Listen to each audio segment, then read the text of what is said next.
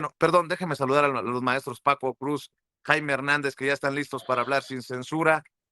Pero todo va de la mano, todo va de la mano. Ya veía a Ricardo Salinas Pliego que su amigo Trump, que su amigo Marco Rubio venían a hacer su desmadre a México y resulta que se van pues muy contentos con el entendimiento, acuerdo, eh, lo que haya sido. Mi querido Paco, te saludo con mucho gusto. ¿Cómo estás?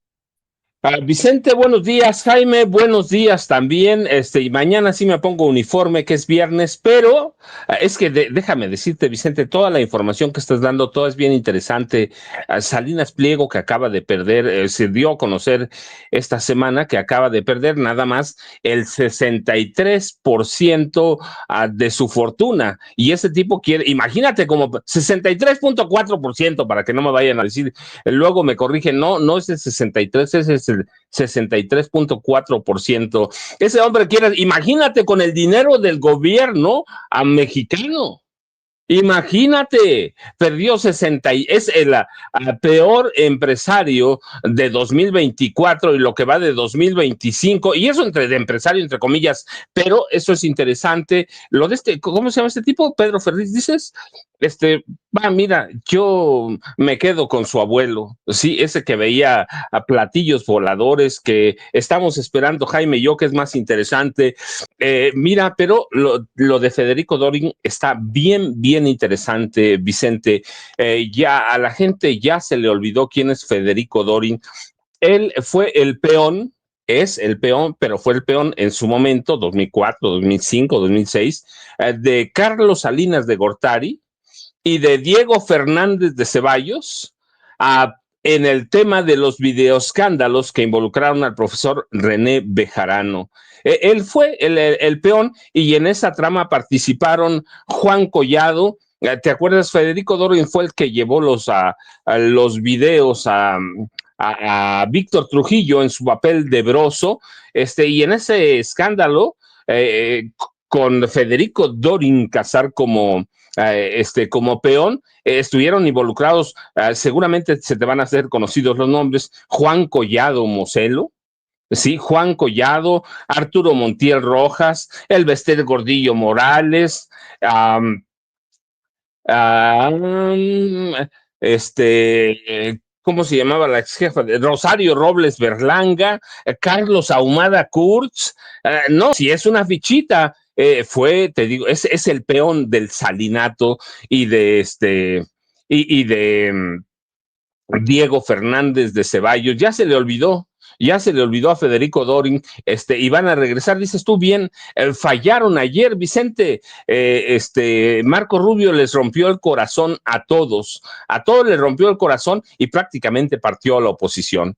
Por eso salió Salinas a Pliego, por eso sale todo mundo. Marco Rubio los partió ayer, no vino a, a, a acusar a nadie. Pensaban, mira, yo estoy convencido, la oposición que a quien le pongas, Ricardo Salinas Pliego, a Alejandro Moreno Cárdenas, Lili Telles, a que tú le pongas Marco Cortés Mendoza, a Ricardo Anaya, esperaban que Marco Rubio les diera una señal, aunque fuera pequeñita, para golpear a la presidenta Claudia Sheinbaum Pardo. Esperaban que Marco Rubio viniera a darles señales de que mañana, o ayer mismo, discúlpame, o mañana van a ir contra el presidente López Obrador. Marco Rubio es un enemigo declarado de Andrés Manuel López Obrador. Estaban esperando eso, una señal para lanzarse como en jauría contra la presidenta Claudia Sheinbaum Pardo, contra la 4T, y no le salió nada, Vicente. México, el país que más colabora con Estados Unidos, firman un entendimiento, que es un acuerdo finalmente, para combatir el narcotráfico, apoyarse, va, los dos. Estaban esperando que Marco Rubio les viniera a decir y le vine a poner en la mesa a la presidenta Claudia Sheinbaum Pardo un ultimátum para que aceptara la entrada de las Fuerzas Armadas de Estados Unidos o por lo menos bombardeos estratégicos. No le salió nada, así que todo mundo está saliendo, Vicente, todo mundo salió. Salinas Pliego, salió este tipo, que habla de ti, que la verdad que para mí es un tipo insignificante, pero bueno, salió todo mundo, Vicente, Federico Dorin, con esta demanda, yo digo, ¿qué pruebas tiene?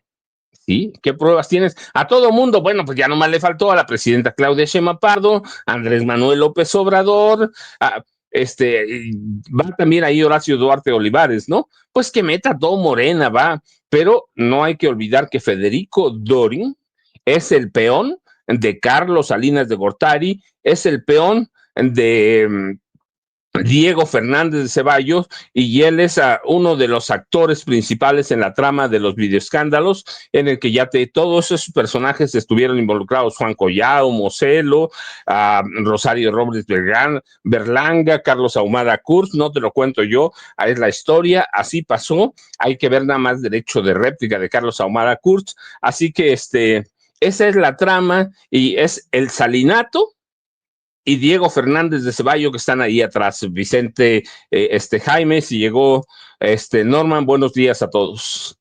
Gracias, mi querido Paco, ya llegó Norman. Voy primero con Jaime, viendo también, fíjense, la imposición, todo parece ser que fue imposición, insólita imposición de la hija de Josefina Vázquez Mota como presidenta del Tribunal Supremo de Justicia de Aguascalientes, en donde gobierna el PAN. No fue ni, y por mucho no fue la mujer más votada, y aún así la han impuesto en aquel panista Aguascalientes, insisto, como la presidenta del Tribunal Supremo de Justicia de Aguascalientes. Pago de favores entre panistas, ya lo vamos a estar platicando también, pero allá mucho tendría que aclarar la gobernadora panista Tere Jiménez, si es que metió la mano para ayudar a la hija de la panista Josefina Vázquez Mota, que por cierto sigo esperando que me aclare qué hizo con los más de 1,000,000,000 de pesos que le dio en su tiempo Enrique Peña Nieto para los migrantes, y que nunca llegaron a los migrantes. Yo tengo años diciéndole a los migrantes, si ustedes fueron beneficiados por esos dineros que manejaba la fundación de Josefina Vázquez Mota, y ni uno solo ha levantado la mano. Mi querido Jaime, ¿cómo ves la llegada y salida de Marco Rubio? Y vaya declaración, esa sí estuvo muy cabrona, que no hay ningún otro país que coopere con Estados Unidos contra el crimen como en México, como el gobierno de Claudia Sheinbaum. Palabras de Marco Rubio, mi querido Jaime. Sí, y yo creo que esto demuestra que, porque hay que tener en cuenta que lo acordado ayer entre Estados Unidos y México ha sido producto de meses, casi 8 meses de intensas negociaciones, con presiones, sí, hacia ambos lados de la frontera, para que México aceptara una mayor, digamos, una presencia mucho más activa sobre todo de tropas dentro del territorio mexicano. Vaya, que México regresara a la época de Felipe Calderón, cuando las agencias de inteligencia de Estados Unidos, la DEA, la CIA, todo hacían lo que se les pegaba la gana. Pero yo creo que el mérito que hay que reconocer al gobierno de Claudia Sheinbaum es que supo mantenerse firme, no permitió que Estados Unidos impusiera su voluntad o impusiera sus planes a México. Y, y yo creo que lo que vimos ayer fue precisamente la culminación de todo ese esfuerzo de México por mantener intacta su soberanía. Lo que llama muchísimo la atención son dos elementos para mí. Si uno revisa la prensa, por ejemplo, el diario Reforma, en lugar de narrar lo que pasó ayer, sigue confundiendo el diario Reforma, sigue confundiendo sus deseos con la realidad. ¿Cuáles son los deseos de Reforma? Los deseos de Reforma y sobre todo el dueño de Reforma, es que Estados Unidos siga presionando a México, y por eso el titular que le da Reforma a esto es: emplaza Estados Unidos a México por prácticas anti-TEMEC. Este titular, por donde lo veas, está mal, pero mal. Primero, no es que Estados Unidos haya emplazado a México por prácticas anti-TEMEC. Las prácticas a las que se refiere reforma anti-TEMEC son porque quieren ellos que vuelva México a reabrir las puertas a las inversiones, a privatizar el sector energético. Entonces, yo creo que esto no va a pasar, pero como el Reforma y su dueño se dieron cuenta que el de ayer fue un gran acuerdo entre México y Estados Unidos, dice, vamos a revolcar, vamos a tratar de confundir al personal poniendo con que ayer hubo presiones nuevamente. En su editorial principal dicen que esto será factible y será más patente durante la próxima visita de Marcelo Ebrard a Washington. Señores de Reforma, el señor Marcelo Ebrard ya está en Washington. Ayer mismo sostuvo una mesa con todos y cada uno de los representantes republicanos del poderoso comité de medios para justamente aclararles muchas de las cosas que hoy tiene la Constitución mexicana y que es necesario llegar a un acuerdo con México porque si no, Estados Unidos estaría dando un tiro en el pie. Eso es lo que está haciendo ahora mismo desde hace varios días Marcelo Ebrard. Pero esta es la tarea de Reforma, desinformar una y otra vez. Ayer vimos cómo la presidenta les puso una revolcada sin precedentes, vergonzosa, cuando acusó a Reforma de estar mintiendo con la famosa cena de celebración de los magistrados de la Suprema Corte en pie de cuchón. Y realmente es vergonzoso ya el papel que está haciendo Reforma, que se resiste a narrar lo que está ocurriendo realmente en este México. Eso por un lado. Por otro lado, también llama muchísimo la atención que nadie, por lo menos en la prensa mexicana, haya puesto énfasis en la gravedad del asunto de lo que ha ocurrido en Venezuela. Si ustedes se dan una vista por la prensa estadounidense incluso y las redes sociales, se van a dar cuenta que cada vez hay mayores voces que alertan sobre el retorno de la diplomacia de las cañoneras de Estados Unidos en América Latina. Me refiero al incidente de la famosa lancha venezolana que Donald Trump presumió que estaban a punto de ingresar a Estados Unidos enormes cargamentos de droga. Díganme ustedes cuánto cargamento de droga puede llevar una lancha de alta velocidad que además llevaba a 11 personas a bordo. ¿Cuántas cantidades de droga? Además, el incidente se produjo, aunque no le especificó la zona. El operativo fue realizado bajo el Comando Sur.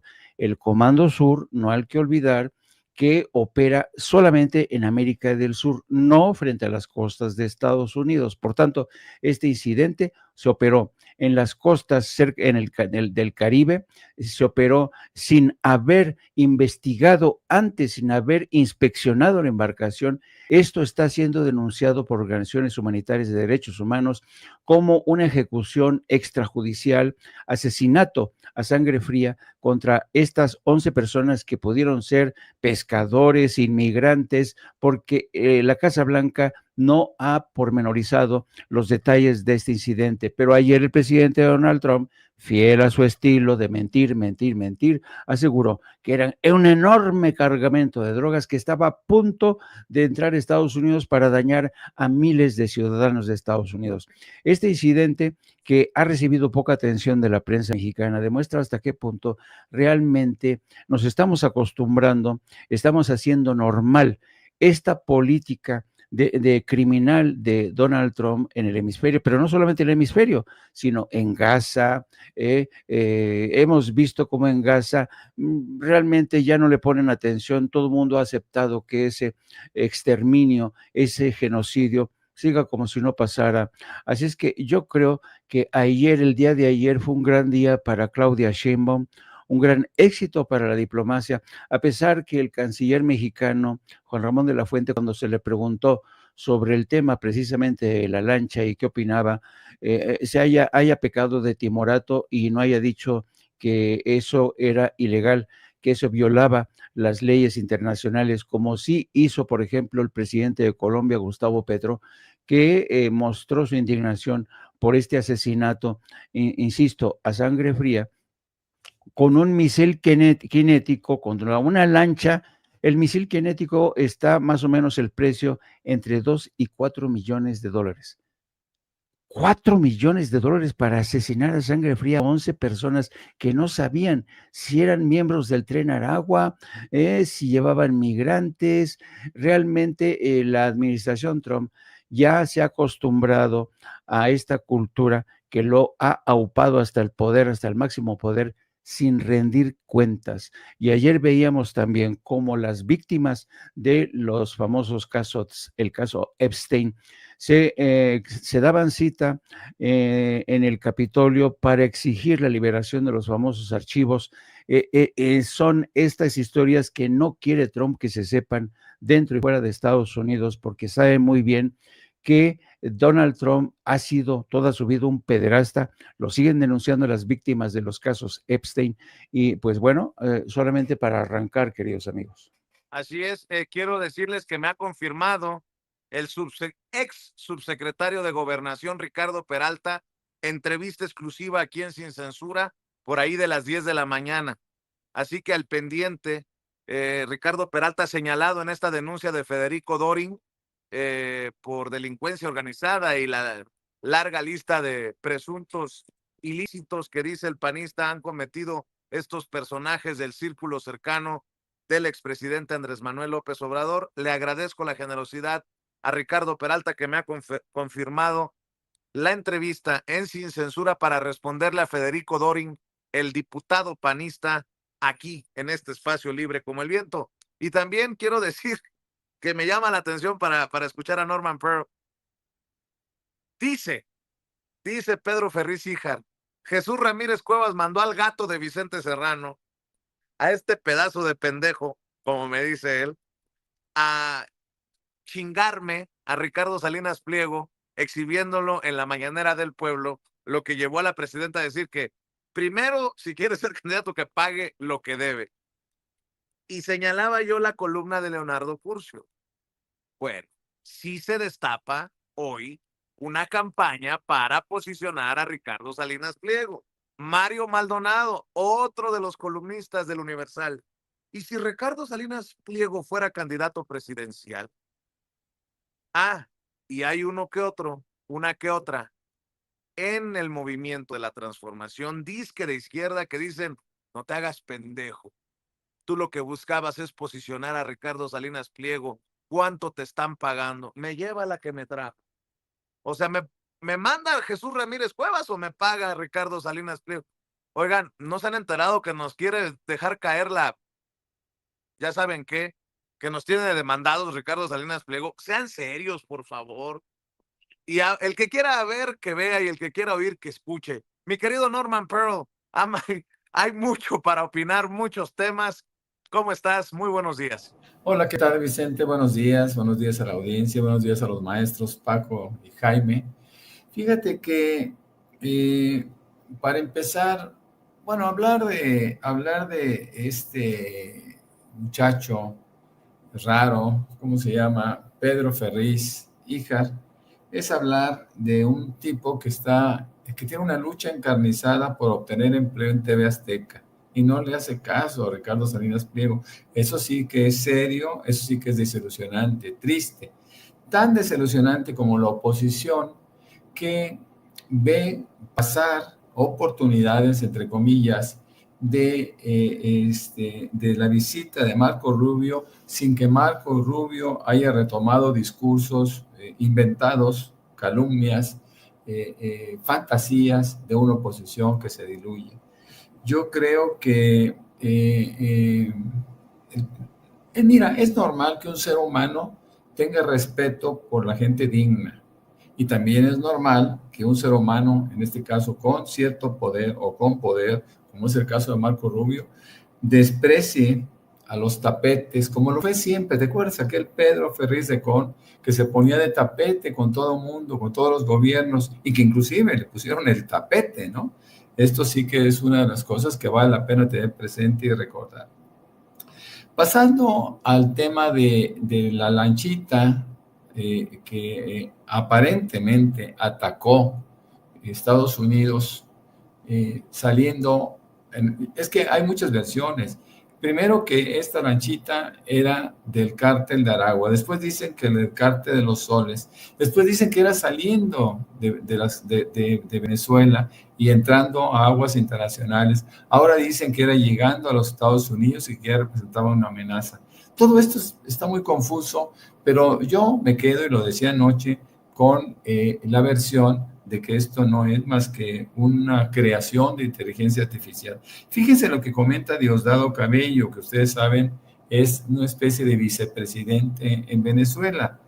Dice, doble moral del imperialismo. Según la ONU, Venezuela lleva 31 años libre de cultivos y laboratorios de droga. No es un país que se dedique a esto. Es más monoproductor Venezuela, es más petrolero. El 73% de la cocaína mundial se produce en Colombia y 87% de esa droga sale por el Pacífico. Sin embargo, Estados Unidos prefiere atacar un peñero le llama esta lanchita, en el Caribe en vez de combatir los cárteles en Colombia o en su propio territorio. Cabello recordó el caso de Afganistán. Con la llegada de Estados Unidos, la producción de opio subió de 185 toneladas en 2001 a 9,000 toneladas en 2017. Fíjense qué cosa más dramática lo que hace Estados Unidos. Tras la salida de Estados Unidos de Afganistán, el Talibán bajó 95% esta producción. Pues sí, también es importante lo que dice Diosdado Cabello, anoche lo comentábamos, ya hay muchos medios estadounidenses que sugieren todo esto es un cuento, y él mismo dice, Diosdado Cabello informa que medios estadounidenses empiezan a dudar y criticar el cuento del ataque a la embarcación en el Caribe. Fake, falsos positivos, y pare usted de contar. Creo que Estados Unidos está acudiendo al montaje, ese montaje de Loret, ese montaje de los panistas. Por ejemplo, también estamos viendo el tema de Doring, aquel famosísimo diputado del PAN que proporcionó información para los videoescándalos con Broso, ¿no? Que fue un hitazo por parte de Salinas de Gortari y por parte de este otro Diego Fernández de Ceballos, quienes pagaron alrededor de 80 millones de pesos a aquel empresario argentino para que pudiera, para que les proporcionara toda la información que había acumulado, ¿no? Hay muchas cosas por decir, pero también hay muchas cosas por criticar. Yo creo que Doring está actuando como lo hiciera Xóchitl Gálvez. De todos los días una denuncia, ¿no? Es decir, un día denunciaba y al día siguiente también. ¿Por qué? Por lo que fuera. Esa es una estrategia que siempre le falló, y Doring creo que si empieza por esta misma línea de actuación va a obtener exactamente los mismos resultados, mi querido Vicente. Así es, y también súper famoso. Alguien me dice, recuerda lo que dijo Rafita, Rafa Herrera, a quien le mando un saludo. También saltó a la fama Doring porque lo agarraron como el tigre de Santa Julia, ¿no? En una reunión virtual de estas de pandemia, estaba tirando los demonios en el baño y se le prendió la cámara. Nunca se dio cuenta que estaba prendida la cámara Federico Doring, pero bueno, a lo mejor es mera anécdota. Oigan, a ver, lo que también quiero mencionar es lo que ayer dijo la presidenta, y yo no he visto a ni uno solo de los que retomaron la noticia falsa del Reforma disculparse. Dijo la presidenta, de perdis una disculpa del periódico Reforma. No, y una disculpa tendría que llegar de personajes como Denise Dresser, la académica Denise Dresser, que retomó esta noticia falsa y escribió: nueva corte, nueva era, sin privilegios, sin corrupción, sin lujos, así lo proclaman, pero anoche los ministros de la autodenominada Corte del Pueblo celebraron su austeridad cenando en Au Pied de Cochon en Polanco, exclusivo, caro, elegante. La 4T cambia de discurso y más aún, Denise Dresser retomó una nota de MX sobre la ceremonia de pueblos originarios, la ceremonia indígena, en la que los ministros y ministras de la Corte invocan la fuerza del universo cósmico y se ponen en manos de Quetzalcóatl para guiar sus pasos en el nuevo Poder Judicial. Y Denise Dresser escribió también, la justicia ya no es ciega, ahora es chamánica.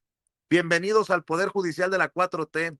Entre plumas de quetzal, humo de copal y dictámenes dictados por el universo, autonomía, legalidad, imparcialidad, constitucionalidad, todo sustituido por el oráculo cósmico y la invocación a Quetzalcóatl. Pero no es la única. Paco Calderón no me sorprende, pero Margarita Zavala sí, porque es legisladora. El caricaturista Paco Calderón escribió, Quetzalcóatl pagó la cuenta en Au Pied de Cochon. Y Margarita Zavala le contesta, iniciaron en Cuicuilco y terminaron en Au Pied de Cochon. ¿Y qué? Por cierto, alguien le contesta acá, inició en Michoacán y terminó en Madrid en relación a Felipe Calderón. Y en algo que pareciera para muchos, pues no dar para tanto, pues está destapando a los más clasistas, a los más racistas en nuestro país. Bueno, ¿se acuerdan de Daniel Blancas? Aquel corresponsal en la mañanera, creo que era de la Crónica, ¿no? De la Crónica de hoy. Pues se ha deschavetado, escribió, arranca la farsa con el indio hechizo, la plagiaria, la botarga y demás. Ya no hay más Suprema Corte, sino un remedio al servicio de la 4T, con todo sus pestilencias de incienso y sus fraudulentos bastones de mando, la muerte de la justicia en México. La crítica obviamente está bien, pero el racismo y el que no vea racismo, no vea discriminación, no vea clasismo en esto que publican abiertamente estos personajes, pues no sé cómo ayudarles, compas.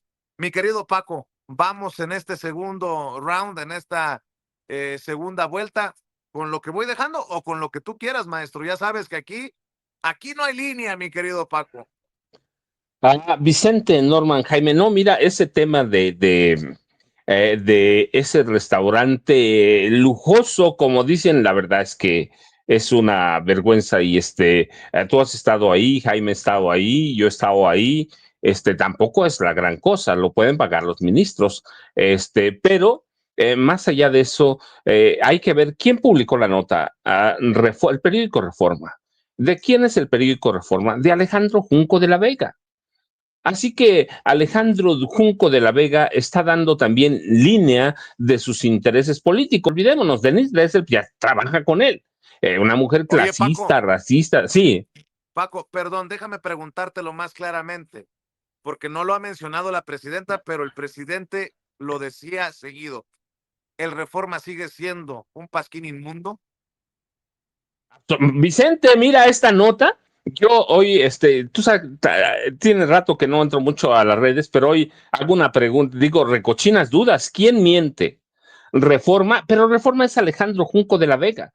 El director del periódico no pudo haber publicado una mentira si no la autoriza Alejandro Junco de la Vega. Y nadie lo menciona. Pero es un tipo que tiene intereses políticos, es un tipo de extrema derecha. Su hija, hay que ver a dónde estaba, ¿sí? En una secta traficando mujeres, en una secta traficando seres humanos, en Nexium, con el hijo de Carlos Salinas de Gortari. La prensa de pronto, mira, Vicente, ayer les decía, a propósito de Venezuela, pero también aplica para este caso, la prensa mexicana va como los caballos de mi pueblo cuando le ponen las anteojeras. Va para donde les dicta el patrón, y en este caso, Junco de la Vega es un tipo que está mintiendo abiertamente. No es el director, no es Mayolo López, el reportero que escribió la nota. Esa esa nota, una mentira abierta, tuvo que haberla autorizado Alejandro Junco de la Vega. Esa no es de Samarripa, el director. Esa es una nota de la presidente y del presidente del grupo Reforma que publica el Norte de Monterrey, Mural en Guadalajara. Esa es una nota que tiene una intencionalidad. Decirle a la gente, mira, son igualitos. Una mentira. Una mentira. Yo me pregunto mañana, ¿quién miente? ¿Reforma? Alejandro Junco de la Vega, Mayolo López, que firmó la nota, pero que estaba obligado a cerciorarla. Miente la presidenta Claudia Sheinbaum Pardo, miente el ministro presidente. Es claro que Reforma tiene una intencionalidad política. Es clarísimo. Lo de Denise Dresser, pues mira, comparado con Junco de la Vega, pues es una peona clasista, racista, misógina, igual que todos los otros. Blancas, que tú dices que sí, trabajaba en la Crónica, es un tipo asqueroso y espantoso, de extrema derecha. Son todo eso, pero la voz de arranque la da un empresario de extrema derecha. Alejandro Junco de la Vega, que tiene pues el nivel de quién, de Ricardo Salinas Pliego. Así que los empresarios están empezando a tomar posiciones rumbo al 2030. Junco de la Vega está haciendo un movimiento en su tablero de ajedrez y está mintiendo abiertamente. Ahora, si no miente, pues tiene que presentar por lo menos. Dicen que estaban allí los 9 ministros y ministras. Pues que presenten las fotos, no hay problema. Es decir, que presenten las fotos, que presenten la entrada de... Fueron 9 ministros y ministras, no es que haya ido uno, fueron 9, pues que los den a conocer. Sí, hay una barbaridad, pero también se monta el Financiero en esa nota y se montan otros periódicos. Ahí aplica lo que dice el presidente, lo que decía el presidente López Obrador, ¿sí? Nado sincronizado. Así que no es un pasquín inmundo, son varios, Vicente, varios pasquines inmundos que están haciendo de la mentira un negocio. Están mintiendo porque, como lo dice Sabina Berman, porque pueden mentir, porque nadie les dice nada y porque tienen intereses políticos, Vicente. El Financiero, Reforma, al que le pongan, el Universal y todos esos periódicos, Televisa, TV Azteca, son de derecha. Así que a mí lo que me dice esta lectura es que Alejandro Junco de la Vega, que cuando crea Reforma en los 90, crea un proyecto político para apoyar a la Grupo Monterrey y que ha fracasado en todo, está tomando una posición política golpeando a la Corte sin presentar ninguna prueba y se monta el Financiero y luego se montan estos peonecitos como Denise Dresser y algunos otros que están prácticamente siguiendo como con sus anteojeras de caballo, están siguiendo los dictados de los patrones Vicente, Norman y Jaime.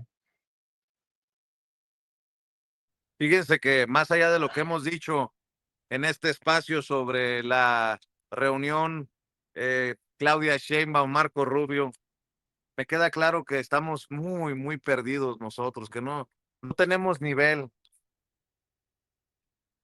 Raimundo Rivapalacio. Marco Rubio es el halcón menos feroz en la administración Trump, pero es de todo el gabinete quien mejor conoce a México y sabe lo que provocó López Obrador con su tolerancia y laxitud con los cárteles. Por lo mismo, sus palabras deben ser calibradas de manera diferente a como analizan al resto de los extremistas en Washington y repensar qué quiere Sheinbaum para México y cómo lo quiere. Porque dice, se allanó la presidenta, se quedó con las ganas ante un mensaje implícito de Estados Unidos. México no es un aliado al que trata mirándole a los ojos, es un mal necesario, como lo describen altos funcionarios en la Casa Blanca. Me imagino que allá también funcionan las fuentes de Raimundo Rivapalacio. ¿Y qué me dicen de Lili Téllez?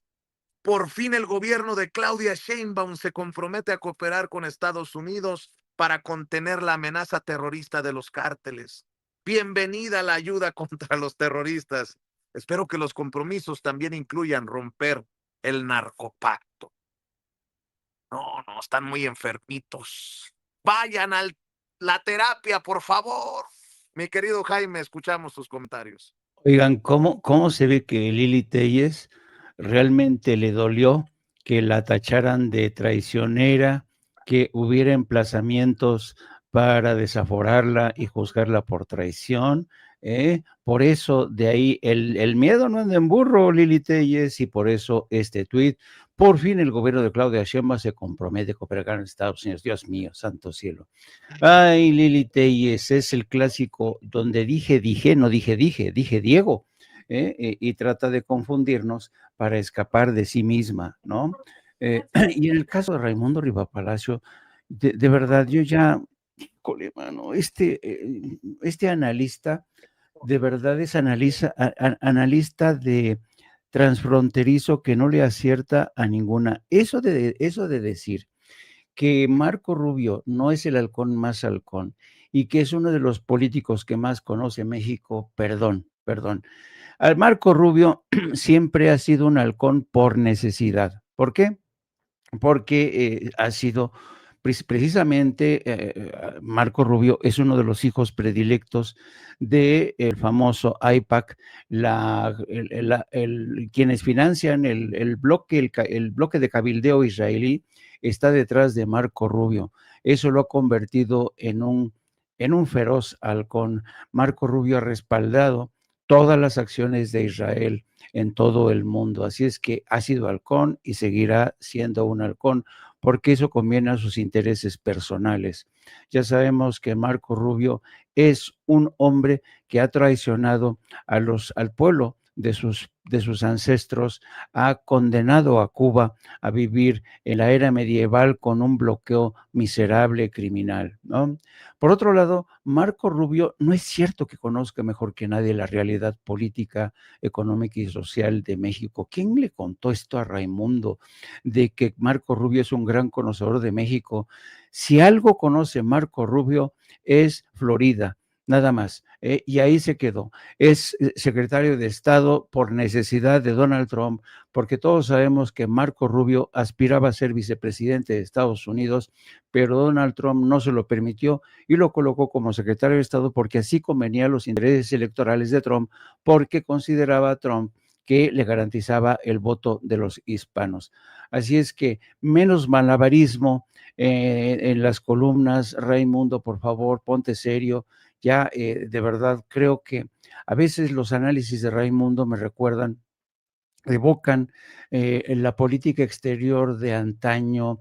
Ya sus análisis no solamente son errabundos, están extraviados por completo, y todo con este afán de seguir siendo considerado el gran analista internacional, y por eso lo abrazó, lo captó Carlos Salinas de Gortari para convertirlo en uno de sus niños consentidos. Qué lástima, qué desgracia. Pero yo creo que vale la pena aquí destacar que, y ayer lo mencionábamos, México ha conseguido, al menos por el momento, mantener la soberanía, defender la soberanía territorial, que esto ya terminó, que esto, no, esto no ha terminado, vienen las negociaciones del tratado comercial con Estados Unidos y Canadá, donde Estados Unidos va a seguir insistiendo en el tema energético, porque dice que sus empresas enfrentan la competencia desleal de México, de la Comisión Federal de Electricidad, de Pemex, etcétera, etcétera. Qué descaro, ¿no? De Estados Unidos. Durante años conspiraron con el PRI y el PAN para ir abriendo el melón, para abrir el melón de la industria energética, de la electricidad, y desde Vicente Fox, toda esta gente, desde Carlos Salinas de Gortari, se abrieron de piernas y le fueron entregando el sector energético poco a poco, esta campaña de privatizaciones, porque eran de las condiciones que bajo el neoliberalismo les imponía el Fondo Monetario Internacional y el Banco Mundial. Yo decía que tanto el Banco Mundial como el Fondo Monetario Internacional están tan agradecidos con Carlos de Salinas de Gortari, que si ustedes hacen una revisión de algunos de los empleados que trabajan en Washington para el Banco Mundial, se van a llevar una sorpresa, porque algunos de ellos trabajaron para Carlos Salinas de Gortari y ya tienen una vida ahí, viviendo prácticamente en Washington como empleados de lujo del Banco Mundial, que es el pago de el Banco Mundial y esas instituciones a Carlos Salinas de Gortari por haber impulsado la privatización de tantas cosas. Yo creo que la gente ya no tiene los ojos vendados, se dan cuenta de que Estados Unidos, sí, jijiji, jajaja, nos llevamos muy bien, México es el país que más contribuye, pero no nos engañemos, la CIA va a seguir operando para conspirar contra México, el Departamento de Estado, las grandes corporaciones, porque no hay que olvidar lo fundamental. En Estados Unidos no manda la Casa Blanca, en Estados Unidos mandan las grandes corporaciones, la militar, la industrial, la petrolera, petroquímica, la farmacéutica, Silicon Valley y la industria de las armas, donde, por cierto, hoy el hijo de Donald Trump encabeza una de las empresas más bollantes que se dedica a la venta de armamento. Sí, y mientras Donald Trump le exige al gobierno de México que haga más en la lucha para controlar el fentanilo y los inmigrantes indocumentados, se hace de la vista gorda en el tema del trasiego de armas de norte a sur. Así es que vamos a hacer como que nos llevamos bien, pero yo creo que aquí está actuando de forma magistral el gobierno de Claudia Sheinbaum. Muy bien, vamos a cerrar con tus comentarios, querido Norman, mientras esperamos a la presidenta para que encabece la mañanera del pueblo. Fíjense que no hemos hablado mucho del reportero que ayer, con un buen nivel de provocación, arrancara grandes respuestas de la presidenta. Y me refiero a Vicente Serrano, quien logró obtener información que replicaron todos los diarios, la gran mayoría sin citar el nombre de aquel reportero de Sin Censura, ¿no? Lo que sí es importante y con lo que yo me quedo en este momento es la cooperación que México tiene con los Estados Unidos y que Estados Unidos pondera de esa manera. Y no podría ser de otra manera. Nosotros estamos hablando de compartimos una frontera muy grande de 3.200 kilómetros, llena de actividad, llena de negocio, llena de intercambios, inclusive hasta familiares. México es muy importante para Estados Unidos, tanto como Estados Unidos lo es para México. Así que bueno, pues yo cerraría con esto, ¿no? Es una oportunidad para Estados Unidos de poder seguir trabajando con un país que no solo en términos de territorio, lo decía yo anoche, que es el número 11 del mundo, es un país rico, es un país creativo, es un país inteligente y es un país con juventud. Nosotros tenemos 30 años de promedio en la edad, ellos andan alrededor de los 40, entonces creo que México es importante para todo el mundo. Ojalá que lo puedan considerar así Estados Unidos y el resto del mundo, o lo sigan viendo de esa manera, ¿no? Le voy a pedir a usted que nos está viendo y escuchando que no se pierda de lunes a viernes de 7 a 9 el encuentro entre Paco, Jaime y Norman. De 7 a 9 en el canal de Norman Pearl TV. De 7 a 9, no se pierda, por favor, el duelo de bastonazos. No se pierda a las 2 de la tarde con, ¿cómo se llama? Yago Batusay, el analista de cabecera del maestro Jaime Hernández, no apto para cínicos. A las 2 de la tarde, tiempo también de la Ciudad de México, en su canal No Apto para Cínicos. Amor con amor se paga, señoras y señores. Mi querido Norman, tus redes sociales para cerrar. Sí, claro que sí, con mucho gusto. Norman F. Pearl, me encuentran en X, de la misma manera que en Facebook, tengo ahí 2 cuentas, y ya lo has dicho, tengo el privilegio de compartir de 7 a 9 de la noche con Norman Pearl, con los maestros Jaime y Paco, quienes enriquecen ese programa con sus virtudes. Muchas gracias. Y con sus puntadas como las de Jaime. Por cierto, ayer se aventó una anécdota que yo creo que la vamos a tener que contar también aquí en Sin Censura, del al pie de cochón. Mi querido Jaime, tus redes sociales, hermanito, y obviamente la invitación. Sí, gracias. Me pueden encontrar en @Jaime Journo y por supuesto al lado de mi jefe, que es Yago Batusay, es mi ideólogo de cabecera. Vicente Serrano no es mi ideólogo de cabecera, él es mi enólogo de cabecera. Él es el que Es mi enólogo de cabecera, don Vicente Serrano, también un puesto privilegiado, mi enólogo de cabecera. Así es que los espero a las 14 horas, queridos amigos, y un abrazo a los tres, los quiero mucho.